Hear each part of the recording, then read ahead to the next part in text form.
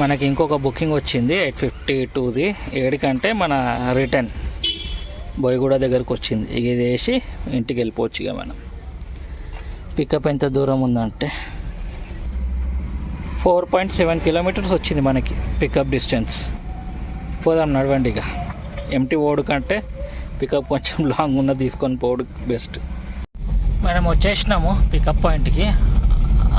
కాదు 400 మీటర్స్ ఉన్నది. ఇంకా ఆ ముందట ఉన్న వేరే రోజు అనుకుంటా.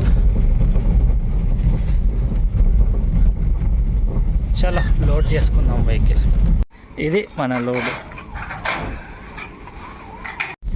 21 కిలోమీటర్స్ వచ్చింది మనకి డ్రాప్ లొకేషన్. ఈ జంక్షన్ వరకు అయితే వచ్చేసినాము. ట్రాఫిక్ ఏం తగలలేదు మనకి.